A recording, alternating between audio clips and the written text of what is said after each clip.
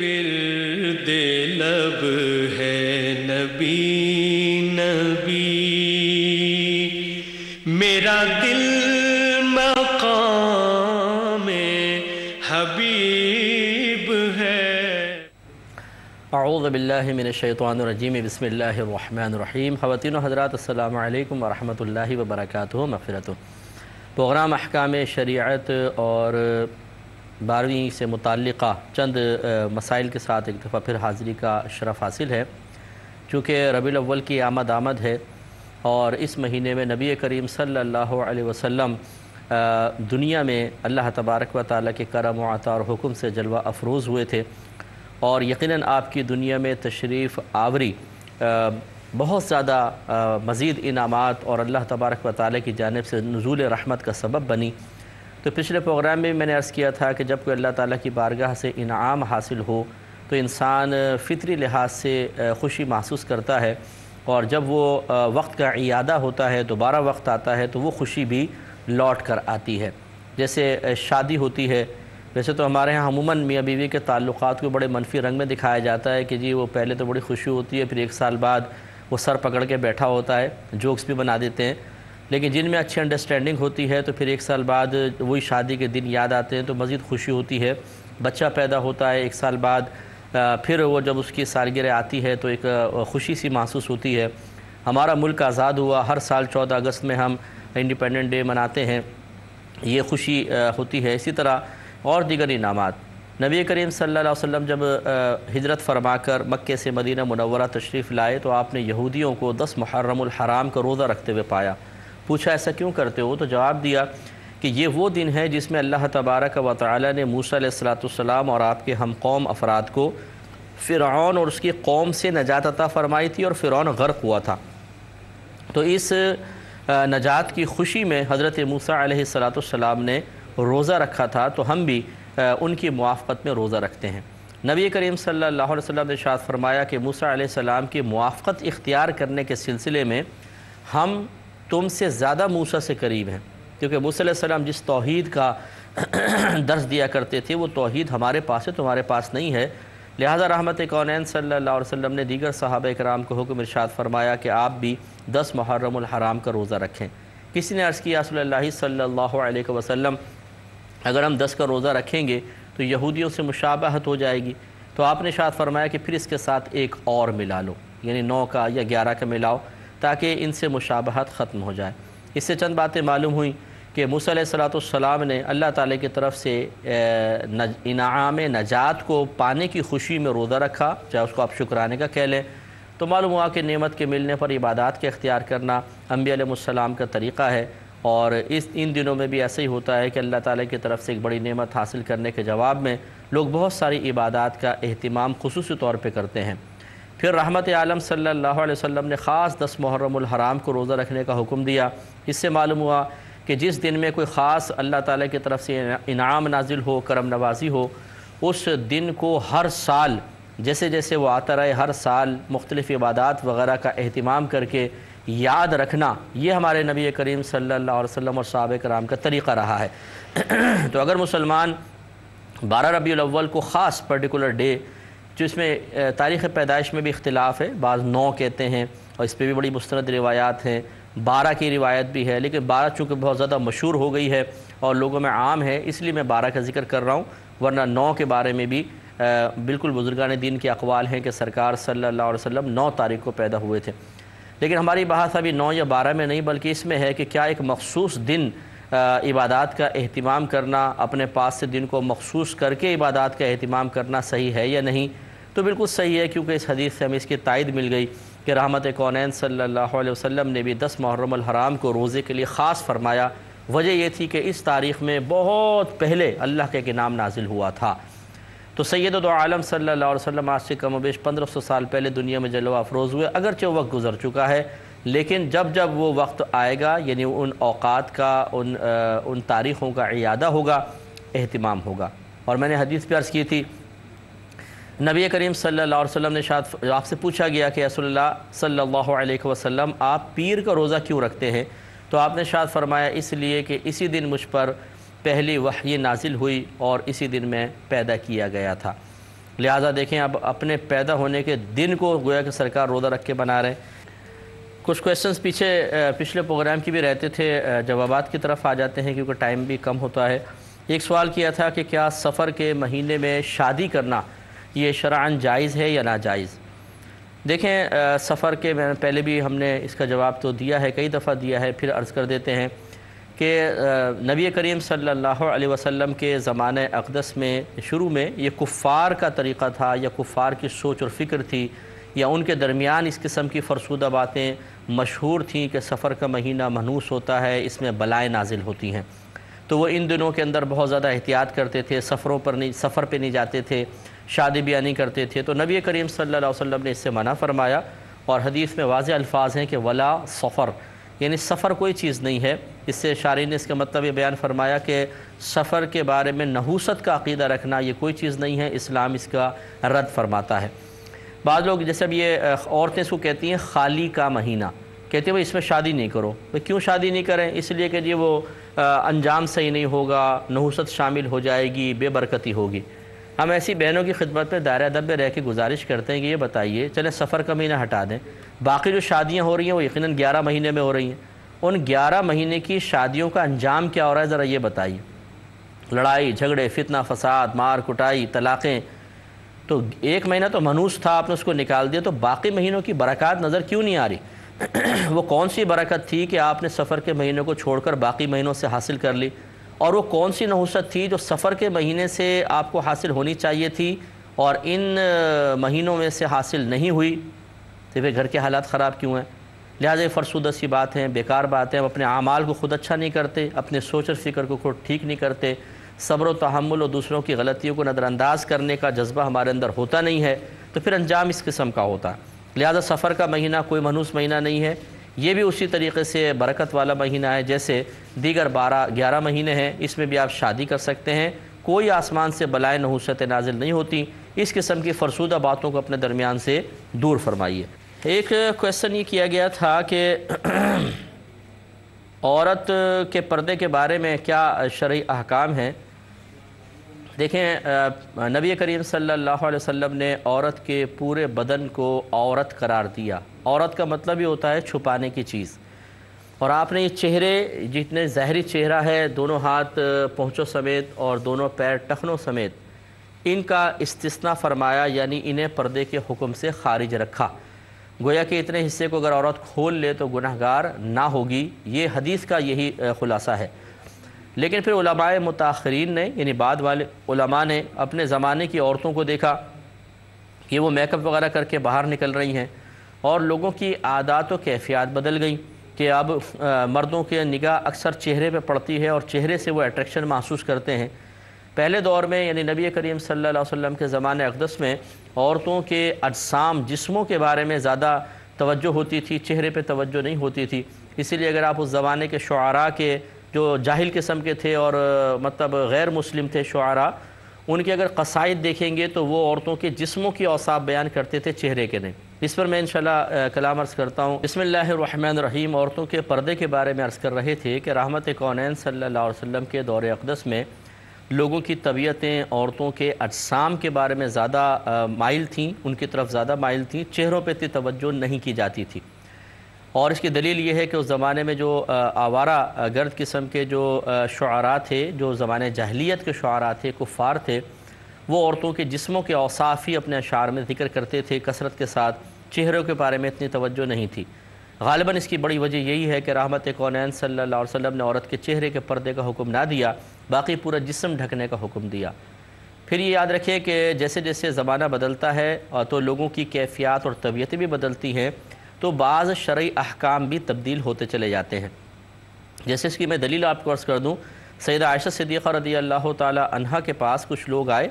عمر فاروق رضی اللہ تعالی عنہ کا زمانہ اقدس ہے، آپ امیر المومنین ہیں، اور آپ نے حکم جاری کیا تھا کہ اب عورتیں مسجد میں آ کر جماعت سے نماز نہ پڑھیں۔ تو عورتیں سیدہ عائشہ صدیقہ رضی اللہ تعالی عنہا کے پاس آ گئیں اور آ کے یہ مسئلہ پوچھا کہ جی ایسے حکم جاری ہو گیا ہے، کیا کریں؟ تو آپ نے ارشاد فرمایا کہ اگر میرے سرکار صلی اللہ علیہ وسلم آج اس دنیا میں ہوتے اور ان عورتوں کے فیشن دیکھ لیتے جس طرح کے کر کے گھر سے باہر نکل رہی ہیں، تو آپ بھی عورتوں کو مسجد میں آنے سے روک دیتے۔ تو دیکھیے آپ کہ کیفیت بدلی، زمانہ بدلا، لوگوں کی عادات و اطوار بدلے تو شرع حکم بدلا۔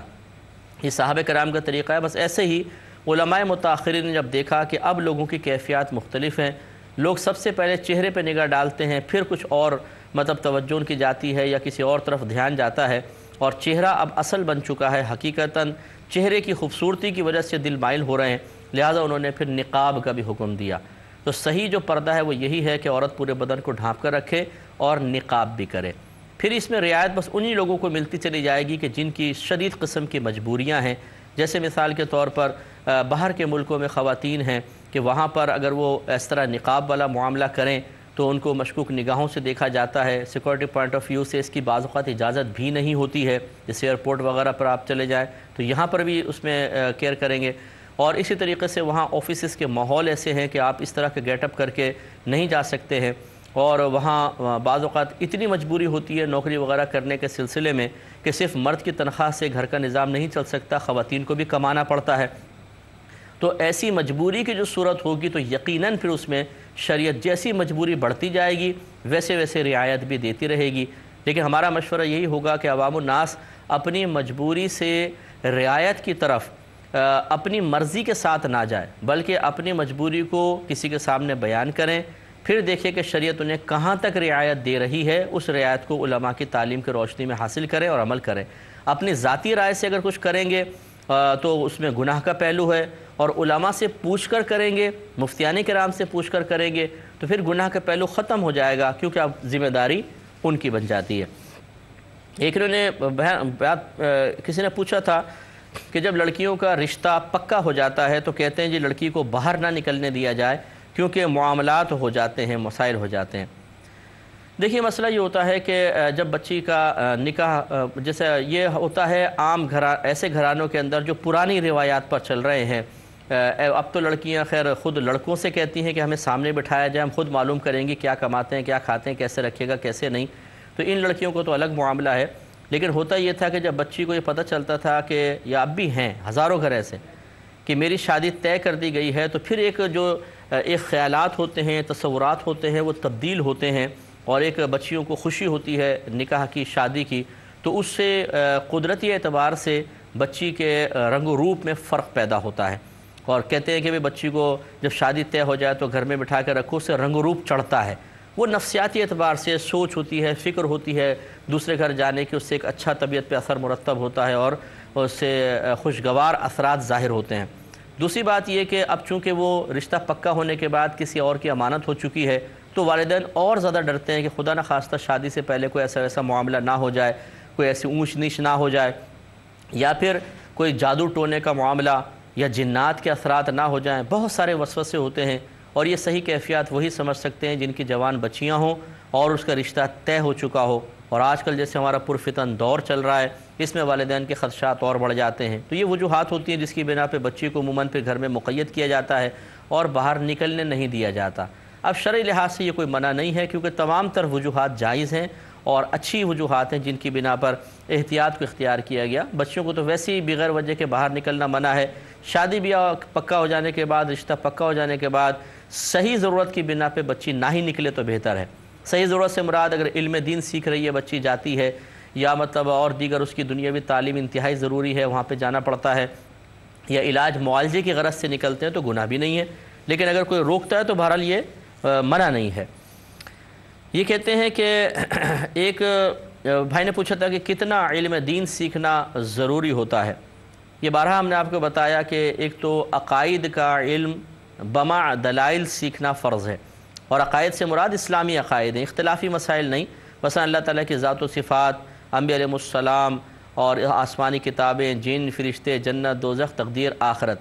یہ میں نے 9 دیکھیں ٹاپکس کم از کم گنوائے۔ یہ 9 ٹاپکس، ان عنوانات کے بارے میں اتنی ضروری معلومات حاصل کرنا بمع دلائل فرض ہے کہ جس کی اگر نہ سیکھیں تو ہم بدعتی یا گمراہ ہو جائیں، کافر ہو جائیں، اس لیے ان کو سیکھنا ضروری ہے۔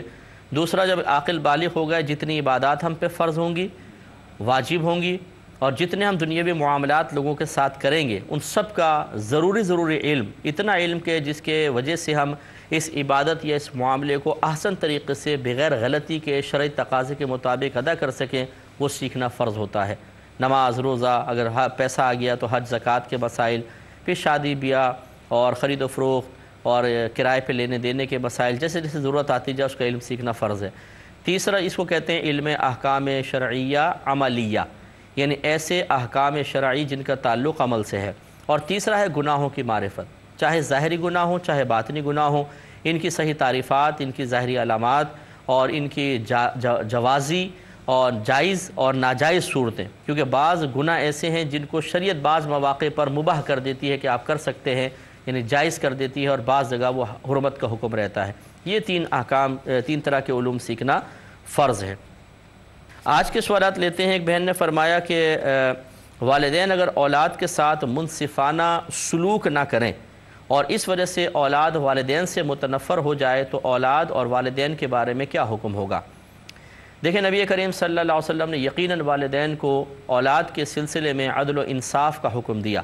رحمت کونین صلی اللہ علیہ وسلم نے والدین کو مخاطب کرتے ہوئے ارشاد فرمایا کہ اپنے اولاد کے ساتھ برابر کا عادلانہ سلوک کرو، حتیٰ کہ بوسہ دینے میں۔ یعنی اگر آپ اپنے ایک بچے کو پیار کرتے ہیں، 4 بچے ہیں تو پھر 3 کو بھی بوسہ دیں۔ اگر ایک کو پیار کر کے چھوڑ دیا تو یہ ناانصافی ہے۔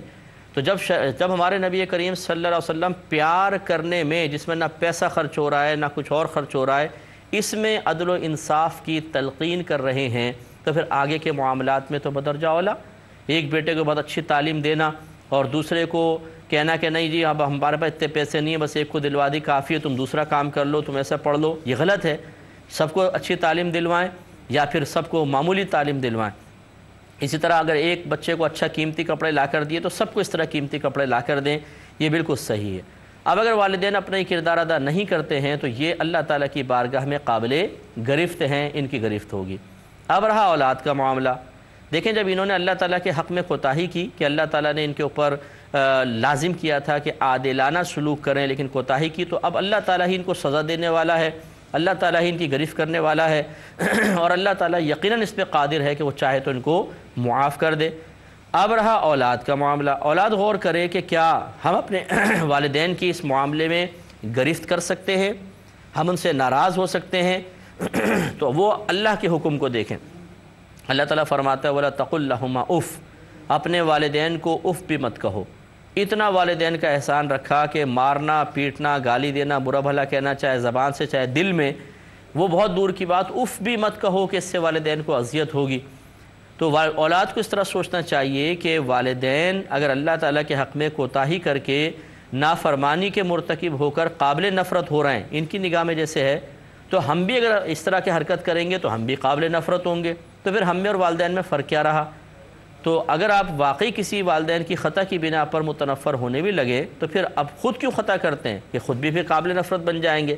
اس لیے خلاصہ کلام یہی ہے کہ اللہ تعالیٰ کا نام لے کر بالکل اس طرح کی کوئی حرکت نہیں ہونی چاہیے، صبر و تحمل کریں اور والدین کی ہدایت کے لیے دعا کریں۔ اگر ان کو سمجھا سکتے ہیں تو پیار سے سمجھائیے کہ یہ آپ کے لیے آخرت میں قابل گرفت ہو سکتا ہے، پیار محبت سے عادلانہ سلوک کریں، لیکن متنفر ہونے کی اجازت نہیں ہے، ایسا نہ کرے ورنہ گناہ گار ہوں گے۔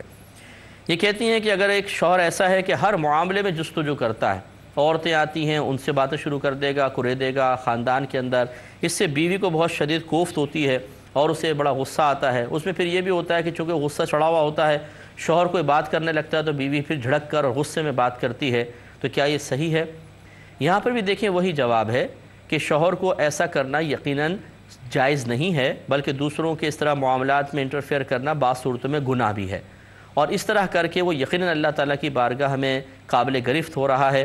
اس کی ہدایت کے لیے دعا ضرور ہونی چاہیے، لیکن بیوی کو یہ سوچنا چاہیے کہ اللہ تعالیٰ نے جو اس پر لازم کیا وہ پورا نہیں کر رہا، تو میں تو کم از کم وہ پورا کروں جو اللہ نے مجھ پر لازم کیا ہے۔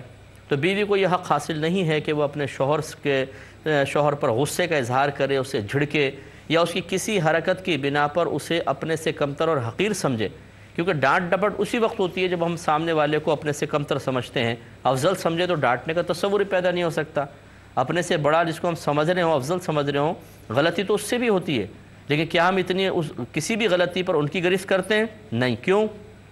ادب آڑے آ جاتا ہے۔ اس لیے کہ ہم ان کو بڑا سمجھتے ہیں۔ تو جب بیوی شوہر کو ڈانٹے گی تو وہ لازم اسے کمتر اور حقیر سمجھ کے ڈانٹے گی۔ باقی رہی قلبی کوفت، اس میں کوئی مسئلہ نہیں ہے کہ یہ آدمی کے قدرت اختیار میں نہیں ہے۔ اگر بیوی شوہر کے ان قسم کے معاملات کو دیکھ کے جلتی ہے، کڑتی ہے، تو اس میں کوئی گرفت نہیں ہے، اور یہ فطری تقاضا ہے، اور ہونا بھی چاہیے کہ جو ایک اچھا انسان ہوتا ہے، اچھی طبیعت کا ہوتا ہے، اچھی صفات کا حامل ہوتا ہے، وہ اس قسم کی حرکتوں کو دیکھ کے کوفت ہوگا۔ وہ ہدایت کی دعا کرے، پیار محبت سے شوہر کو سمجھائیں، اس کو سمجھائیں کہ یہ غلط حرکت ہے، مان جائے ٹھیک، نہ مانے تو صبر و تحمل کریں، ڈانٹنے کی اجازت نہیں ہو سکے گی۔ ایک سوال یہ کیا گیا کہ شوہر پر کیا بیوی کا علاج کروانا لازم ہے، یعنی ڈاکٹر کی فیس وغیرہ دینا، اور اگر شوہر نہ دے تو کیا عورت اپنے علاج معالجے کے سلسلے میں نوکری وغیرہ کر سکتی ہے؟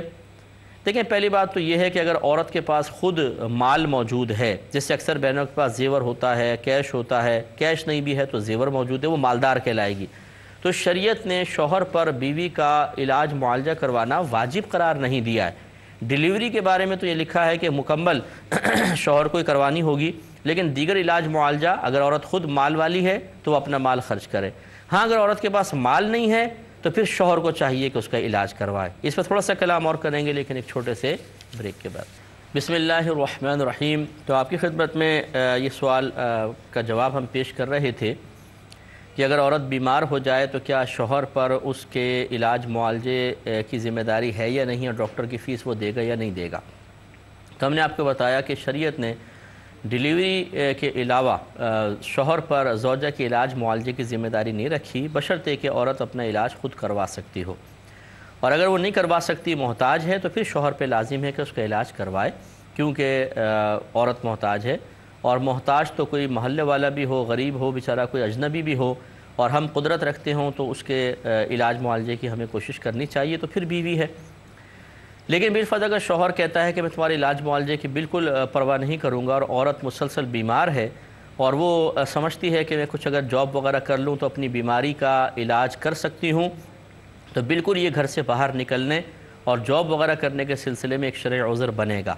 لیکن وہ بیماری کی نوعیت دیکھیں کہ واقعی ایسی ہو کہ وہ ناقابل برداشت ہو، یا اگر علاج نہیں کیا تو آگے چل کے بہت پیچیدگیاں پیدا ہو جائیں گی، تو بالکل وہ نوکری کر سکتی ہے۔ یہ نہیں کہ نزلہ ہو رہا ہے، شوہر سے کہا گولی لا کر دو، اس نے کہا نہیں لا کر دیتا، اس نے کہا ٹھیک ہے میں تو نوکری کرتی ہوں۔ تو ایسا نہیں کہ چھوٹے موٹے مرض کے اندر عورت جا کے نوکری کرے۔ عورت کو حتی الامکان گھر پہ رہنے کا حکم ہے، اور شوہر پر اس کا نان نفقہ لازم کیا گیا ہے۔ لیکن اگر شوہر اس میں کوتاہی کا، ویسے تو یہ علاج معالجہ نان نفقے کے اندر نہیں آتا ہے، لیکن بہرحال ایک بیوی ہے، اس کا علاج کروانا چاہیے۔ تو اب اگر شوہر کوتاہی کا مرتکب ہو رہا ہے تو پھر یہ دیکھا جائے گا کہ کیا سخت بیمار ہے یا نہیں، تب عورت کو باہر نکلنے کی اجازت ہوگی، ورنہ چھوٹی موٹی بیماریوں میں حتی الامکان وہ گھر میں رہ کر کوئی دیسی ٹوٹکے استعمال کر کے ان کو ختم کرنے کی کوشش کرے۔ ایک یہ کہتے ہیں کہ اگر کوئی لڑکی ہے، ایک بچے نے پوچھا کہ کوئی جائز حاجت کے لیے گھر سے باہر نکلتی ہو تو اگر کوئی اس کا پیچھا کرنا لگ جائے یا لڑکیاں آوازیں وغیرہ کسیں تو وہ کیا کرے؟ دیکھیں، آج کل یہ ماحول واقعی بڑا خراب ہے۔ جائز حاجت سے مراد اگر یہ ہے کہ وہ کوئی علم دین سیکھنے جاتی ہے، یا وہ مطلب بیچاری مجبوری میں نوکری وغیرہ کرنے جا رہی ہے، یا اسکول کالج جیسے بچیاں جاتی ہیں، بامر مجبوری نکلنا پڑتا ہے گھر سے، تو ایسی کوئی صورتحال ہو تو یقیناً یہ ایک معیوب حرکت ہے، بہت بری بات ہے۔ اور ہمارے نبی کریم صلی اللہ علیہ وسلم نے اس سلسلے میں ایک بہترین ضابطہ ارشاد فرمایا۔ ایک شخص، ایک نوجوان سرکار کی خدمت میں حاضر ہوا صلی اللہ علیہ وسلم، اور اس نے کہا یا رسول اللہ صلی اللہ علیہ وسلم، آپ مجھے زنا کی اجازت مرحمت فرما دیں۔ صحابہ کرام تیش میں آ گئے کہ یہ اتنا بدتمیزی کا سوال یہ کر رہا ہے، لیکن سرکار نے روکا کہ ٹھہر جاؤ، اس کو بٹھایا اور پوچھا کہ یہ بتاؤ کہ کیا تم اس بات کو پسند کرو گے کہ کوئی تمہاری والدہ کے ساتھ زنا کرے؟ اس نے کہا کہ میں تو اس کو پسند نہیں کروں گا۔ فرمایا جس کے ساتھ تم کرو گے وہ بھی تو کسی کی ماں ہوگی۔ پھر پوچھا اگر کیا تم پسند کرتے ہو تمہاری بہن کے ساتھ کوئی زنا کرے؟ کہا کہ نہیں۔ فرمایا جس کے ساتھ تم کرو گے وہ بھی تو کسی کی بہن ہوگی۔ اس طرح سرکار کئی رشتے گنواتے رہے، اور وہ نوجوان جواب دیتا رہا تو اس کے دل میں نرمی پیدا ہوئی۔ پھر رحمت کونین صلی اللہ علیہ وسلم نے اس کے سینے پہ ہاتھ رکھا اور اللہ تعالیٰ کی بارگاہ میں عرض کی کہ اللہ تعالیٰ اس کو زنا سے بیزار فرما دے۔ وہ نوجوان کہتا ہے کہ جب میں آپ کے پاس آیا تھا تو زنا سے زیادہ محبوب شے کوئی نہ تھی، اور جب میں آپ کے پاس سے گیا تو زنا سے زیادہ قابل نفرت چیز کوئی میرے نزدیک نہیں تھی۔ تو یہ ایک bہترین طریقہ ہے کہ اس قسم کے نوجوان، ویسے تو یہ پروگرام کہاں سن رہے ہوں گے، لیکن اگر کوئی ان تک پہنچائے اور احساس دلائے تو بہت بہتر ہے کہ وہ بھی کسی کی بیٹی ہے، کسی کی بہن ہے، کسی کی ماں ہے، کسی کی مطلب بیوی ہے بالفرض اگر شادی شدہ ہے تو کیا آپ پسند کرتے ہیں کہ کوئی آپ کے رشتہ دار کے بارے میں ایسا کرے؟ تو آپ تو طیش میں آ جائیں گے، اگر کوئی آپ کی بہن پہ سیٹی کس دے تو آپ اس کو گریبان پکڑ دیں گے کہ میری بہن کو کیوں چھیڑا؟ تو اس کا مطلب ہے اپنی بہن کی عزت ہے، دوسری کی بیٹی بہن کی کوئی عزت نہیں ہے۔ یہ ایک غیر منصفانہ تقسیم ہے، یہ نہیں ہونی چاہیے۔ اس طرح ایک کمزور لڑکی کے پیچھے آوازیں کس کے کون سی بہادری کا ثبوت دے رہے ہیں؟ کون سا اللہ تعالیٰ کی طرف سے انعام نازل ہوگا؟ ایسے لوگوں کے چہروں پہ عموماً پھٹکار سی برستی ہے، قابل نفرت چہرے ہو جاتے ہیں۔ اللہ تعالیٰ کی بارگاہ میں جب پہنچیں گے کتنی ندامت ہوگی، کتنی شرمندگی ہوگی۔ یاد رکھیں موت اتنی سخت آتی ہے اس قسم کے لوگوں کو جو حرکتیں کر کے دوسروں کی زندگی اجیرن کرتے ہیں، دکھ پہنچاتے ہیں، تکلیف پہنچاتے ہیں۔ اتنی دردناک موت ہوتی ہے کہ تصور بھی نہیں کیا جا سکتا، اور پھر قبر میں ہزاروں برس تک عذاب جھیلنا پڑے گا۔ یہ جتنے فراڈی قسم کے دوست چاروں طرف جمع ہوتے ہیں کوئی ساتھ نہیں ہوگا، یہ تو جنازے کی نماز تک نہیں پڑھیں گے کیونکہ پڑھنی نہیں آتی ہوگی، کھڑے بھی ہو جائیں گے تو بس جو لوگ کر رہے ہیں وہ کر رہے ہیں، دعائیں مغفرت تک نہیں کر سکتے آپ کے لیے۔ تو اس طرح کی حرکتیں ہرگز نہیں ہونی چاہیے، اور ایسی بچیوں کو چاہیے کہ وہ اکیلی نہ نکلے، کسی محرم کو ساتھ لے کر نکلے تاکہ اس قسم کے لوگوں کو کچھ کرنے کا موقع نہ ملے۔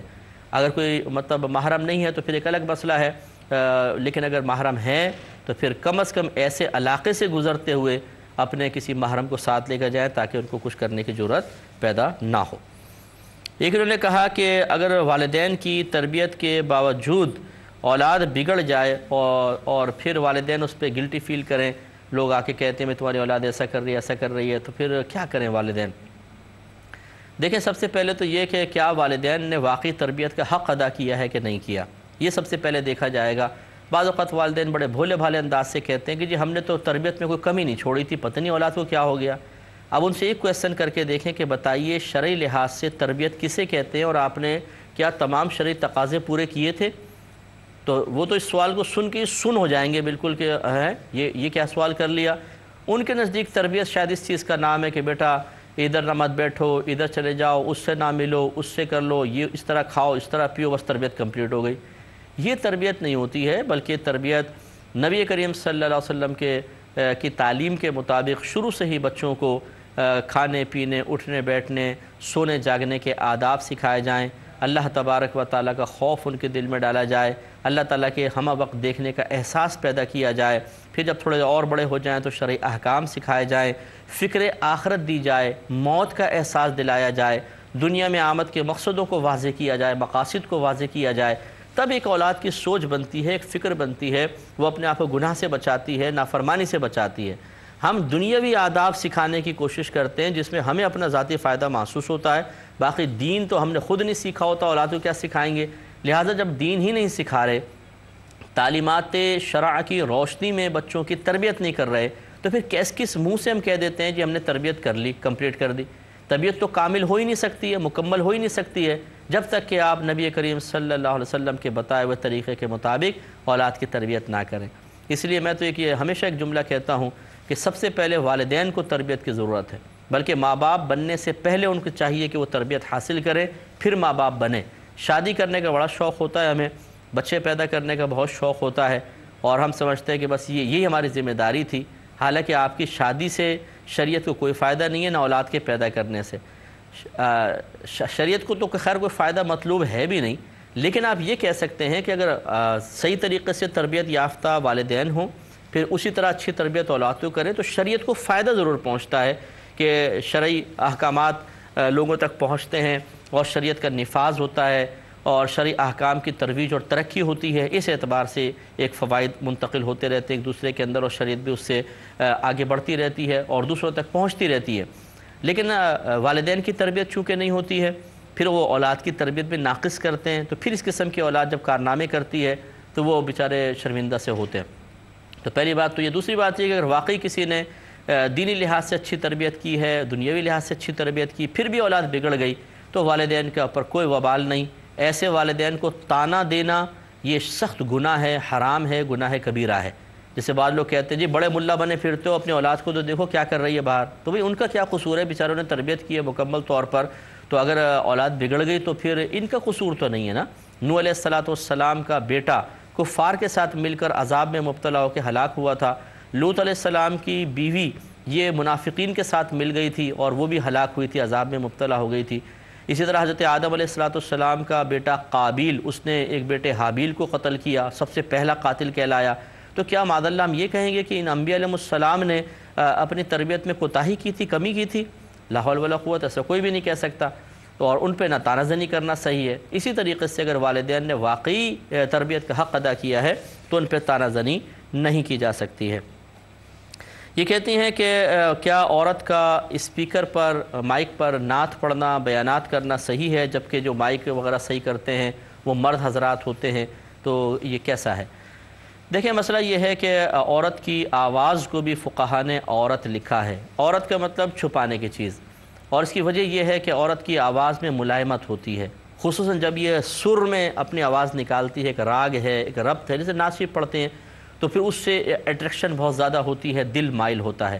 کم از کم عورت کی آواز سن کر بعض اوقات اتنی ملائمت ہوتی ہے کہ اس کو دیکھنے کو دل کرنے لگ جاتا ہے، اور شریعت نہیں پسند کرتی کہ عورت کوئی ایسا معاملہ کرے کہ مردوں کا دل اس طرف مائل ہو۔ جیسے کہ رحمت کونین صلی اللہ علیہ وسلم نے عورت کو ایسی خوشبو لگا کر باہر نکلنے سے منع فرمایا جو دوسروں تک پہنچے۔ وجہ کیا ہوگی کہ وہ نکلے گی، خوشبو پہنچے گی، کوئی کہے یار خوشبو آ رہی کہاں سے آ رہی ہے، دیکھے گا تو عورت پہ نظر پڑ جائے گی۔ تو جب اس طرح کی خوشبو استعمال کرنا منع ہے جو پھیلے اور مردوں کو عورت کی طرف مائل کر دے، تو پھر آواز تو بدرجہ اعلیٰ احتیاط کرنی چاہیے۔ تو یہ نہیں ہے کہ عورتوں کو نعت پڑھنا منع ہے، بیان کرنا منع ہے، تھوڑی سی اس احتیاط کے ساتھ کریں کہ غیر مردوں تک آواز نہ پہنچے۔ باقی یہ کہ میڈیا پہ بعض اوقات خواتین آتی ہیں، وہ بیانات بھی کر رہی ہوتی ہیں، سوالات کے جوابات دیتی ہیں، یہ نعت پڑھتی ہیں۔ یقیناً ایسے پروگرام عورتوں کے لیے تیار کیے جاتے ہیں، اور اس قسم کے پروگرام بنانے والوں کا مقصد بھی یہ ہوتا ہے کہ جو گھر کی خواتین ہیں ڈرامے دیکھ رہی ہیں، الٹی سیدھی حرکتیں کر رہی ہیں اور خراب اپنا بیکار وقت ضائع کر رہی ہیں، کم از کم آدھا گھنٹہ، پونا گھنٹہ، 1 گھنٹہ اس پروگرام کو دیکھ کر تو گناہوں سے بچیں گی، خطاؤں سے بچیں گی، پاکیزہ خیالات کا ورود ہوگا۔ اچھی نیت کے ساتھ اس قسم کے معاملات، اس قسم کے پروگرام تیار کیے جاتے ہیں، اس پر بھی بعض اوقات بہرحال مرد حضرات اعتراض کرتے ہیں۔ سوال یہ ہوتا ہے کہ بھئی آپ دیکھتے ہی کیوں ہیں، آپ نہ دیکھیں، وہ خواتین کے دیکھنے کے پروگرام ہیں۔ میں تائید نہیں کر رہا ہوں کہ مطلب میں کسی چیز کی تائید نہیں کر رہا ہوں کہ ضرور خواتین کو آنا ہی چاہیے، ضرور خواتین کو بے پردہ ہونا چاہیے، با پردہ طریقے سے بہنیں ہوں اور عورتوں کے لیے پروگرام ہوں، تو میرے خیال میں اس پہ غور و تفکر کر لیا جائے۔ علماء مزید غور کریں کہ آپ کے گھر کی خواتین بھی بعض اوقات، یعنی بہت سے ایسے لوگ ہیں دیندار، ہم نے دیکھا ہے ان کے گھر کی خواتین بھی ڈرامے دیکھ رہی ہوتی ہیں، فلمیں دیکھ رہی ہوتی ہیں۔ وجہ کیا ہے کہ اگر وہ اس طرح کے پروگرام نہیں دیکھیں گی تو پھر وہی دیکھیں گی، کیبل ہر ایک گھر کے اندر ہے، تو اس لیے بہرحال ہر چیز میں شدت سے فوراً کام نہ لیا جائے، کچھ حکمت پر بھی غور کیا جائے۔ باقی یہ کہ کچھ اس میں چیزیں رہ گئی وہ انشاءاللہ نیکسٹ پروگرام میں آپ کی خدمت میں عرض کر دوں گا۔ اب چونکہ پروگرام کے وقت تقریباً ختم ہو رہا ہے، جو سوالات رہ گئے انشاءاللہ میں ان کے جوابات پہلے پروگرام میں دوں گا، پھر انشاءاللہ نئے کالز وغیرہ لیں گے۔ مفتی اکمل QTV2@gmail.com پر آپ ہمیں ای میلز وغیرہ بھیج سکتے ہیں۔